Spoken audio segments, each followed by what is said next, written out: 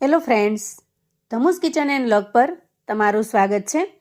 મિત્રો, આજે આપણે ડુંગળીની એકદમ ટેસ્ટી, લચ્છેદાર, ક્રિસ્પી કુરકુરી રેસિપી બનાવીશું. એટલી ટેસ્ટી અને મજેદાર બનશે કે જેટલી પણ બનાવશો ને બધી જ ઓછી પડશે. સિમ્પલ રીતથી ફટાફટથી બનીને તૈયાર થાય છે.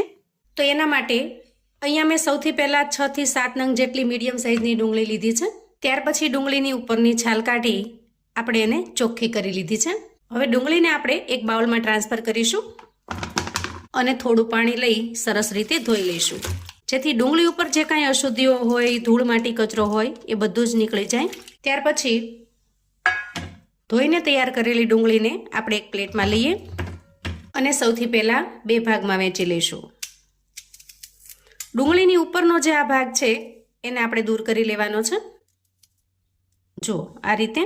અને હવે આ રીતે બહુ પતલા પણ નહીં અને સાવ જાડા પણ નહીં, એ રીતે ડુંગળીને લચ્છામાં સમારી લઈએ.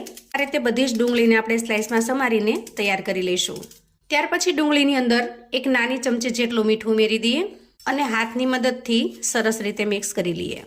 આ રીતે કરવાથી ડુંગળીના લચ્છા એકદમ સરસ છોટા છોટા થઈ જશે અને મીઠું ઉમેરવાથી ડુંગળીનો ટેસ્ટ પણ એકદમ સરસ બનીને તૈયાર થશે. સાથે સાથે ડુંગળીની અંદરનું જે નેચરલ પાણી છે એ પણ રિલીઝ થશે, જેથી આપણે રેસિપી માટે જે મોઇસ્ચરની જરૂર પડે છે એ પણ તૈયાર થઈ જશે.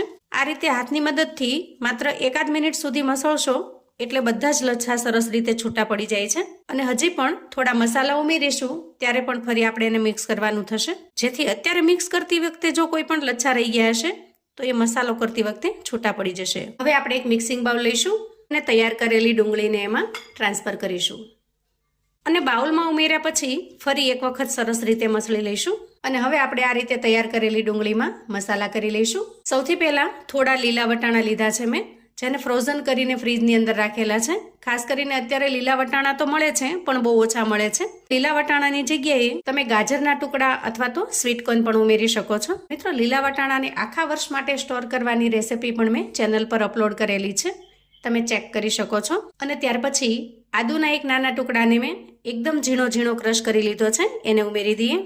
એક લીલા મરચાંને આ રીતે ઝીણું ઝીણું સમારી લીધું છે, એને ઉમેરી દઈએ. અને થોડી કોથમીર એકદમ ઝીણી સમારેલી છે, એને ઉમેરી દઈએ. મિત્રો, રેસિપી એટલી ટેસ્ટી અને મજેદાર બને છે કે જો એક વખત તમે આ બનાવીને તૈયાર કરી તો પછી વારંવાર બનાવવાનું મન થાય અને ઘરના પણ ફરમાઈશ કરે એટલી સુપર બને છે.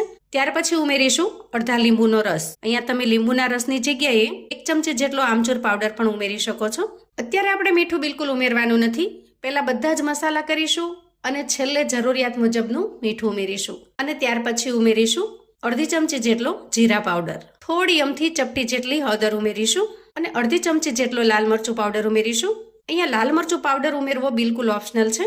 અને છેલ્લે ઉમેરીશું થોડો ગરમ મસાલો. જો તમે ગરમ મસાલો ઉમેરવા ન માંગતા હો તો થોડો છોલે મસાલો અથવા તો કિચન કિંગ મસાલો વાપરી શકો છો. હવે આટલા મસાલા કર્યા પછી આપણે મોટી 2 ચમચી જેટલો ચોખાનો લોટ ઉમેરીશું. જુઓ, અહીંયા તમે ચોખાના લોટની જગ્યાએ ઘણા ઓપ્શન છે.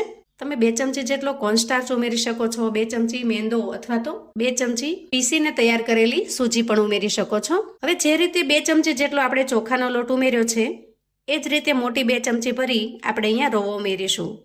રવો એટલે કે સૂજીનો જે એકદમ ઝીણો દાણો આવે છે એ લેવાનો છે. જુઓ, આ રીતે એકદમ પાવડર જેવો હોય છે. અને હવે છેલ્લે જરૂરિયાત મુજબ આપણે સ્વાદ પ્રમાણેનું મીઠું ઉમેરીશું, કેમ કે શરૂઆતમાં ડુંગળીની અંદર આપણે મીઠું ઉમેરેલું છે. હવે હાથની મદદથી આ બધી જ વસ્તુને સરસ રીતે મિક્સ કરી લઈએ. શરૂઆતના તબક્કામાં આપણે બિલકુલ પાણી નહીં ઉમેરીએ, કેમ કે ડુંગળીની અંદરનું જે મોઇસ્ચર છે, ભીનાશ છે, એનાથી જ લોટ સરસ રીતે બંધાઈ જાય છે. છતાંય જો જરૂર લાગે તો થોડું પાણી ઉમેરીશું. જુઓ, મિક્સ કરતાં આ રીતે થોડું ડો ટાઈપ બંધાઈ જાય છે. તો હવે આ રીતે મિશ્રણને તૈયાર કરીને થોડી વાર માટે રેસ્ટ થવા દઈએ, જેથી એના અંદર જે આપણે રવો ઉમેરેલો છે એ સરસ રીતે ફૂલી જાય. અને અત્યારે જે ચોખાનો લોટ આપણે મિક્સ કરેલો છે એ પણ સરસ રીતે સેટ થઈ જશે. ત્યાં સુધીમાં આપણે આજના નાસ્તા માટેની એકદમ ટેસ્ટી ચટપટી એવી ચટણી બનાવીને તૈયાર કરી લઈએ. આપણે એક મિક્સર જાર લઈએ અને જારમાં એક નાની વાટકી જેટલા ગાંઠિયા ઉમેરી દઈએ.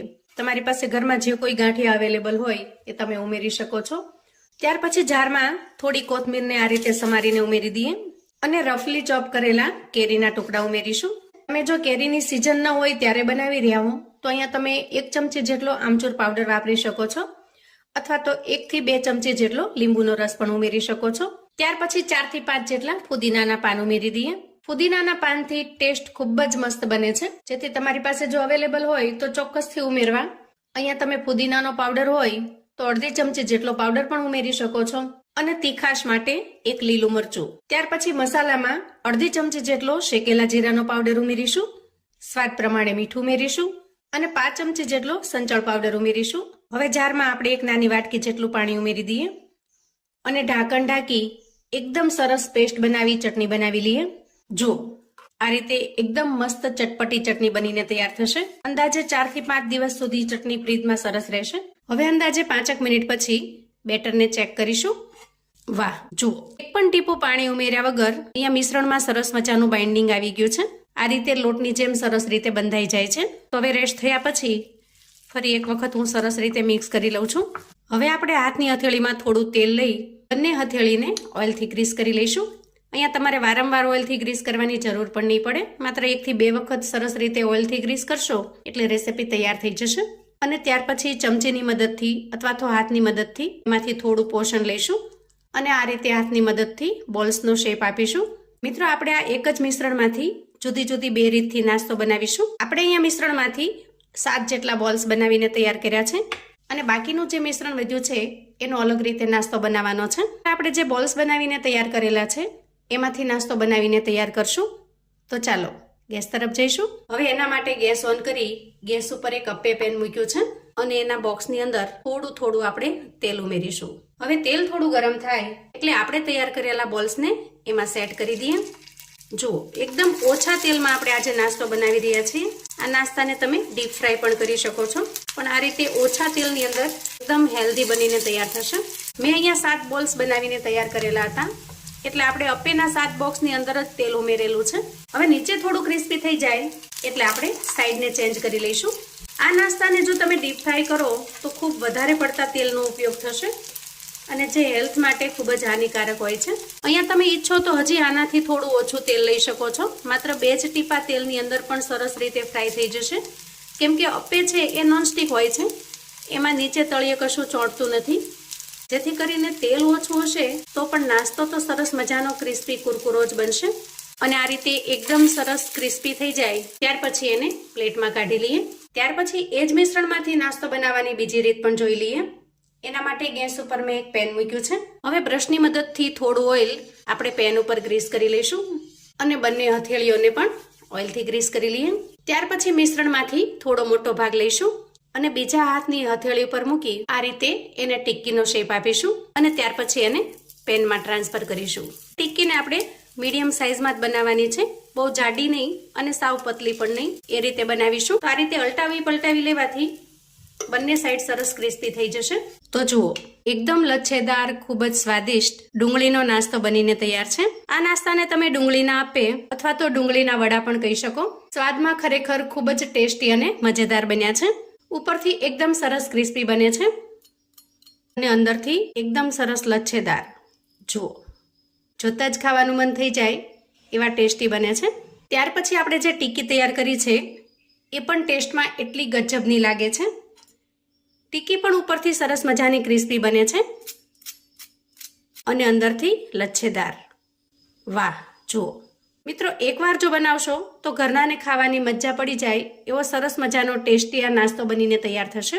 આ નાસ્તાને તમે કોઈ પણ ચટણી સાથે પીરસી શકો છો. ટોમેટો કેચઅપ, ટોમેટો ચટણી અથવા તો આપણે જે તૈયાર કરી છે એ ચટણી સાથે, કોઈ પણ ચટણી સાથે એનો ટેસ્ટ એકદમ લાજવાબ બનીને તૈયાર થશે. અને 100% ગેરંટી છે મિત્રો, જો એકવાર આ નાસ્તો તમે બનાવીને તૈયાર કરશો તો ઘરના લોકો વારંવાર તમને આ નાસ્તો બનાવવા માટેની ફરમાઈશ કરશે. ધીરે ધીરે ચોમાસું નજીક આવી રહ્યું છે અને થોડા જ દિવસોમાં વરસાદની સિઝન પણ શરૂ થશે. તો વરસતા વરસાદની અંદર એક વખત ચોક્કસથી તમે આ સરસ મજાના ડુંગળીના અપ્પે બનાવીને તૈયાર કરજો. વરસતા વરસાદની અંદર આ નાસ્તો ખાવાની તો ખૂબ જ મજા પડી જાય એવો ટેસ્ટી લાગશે.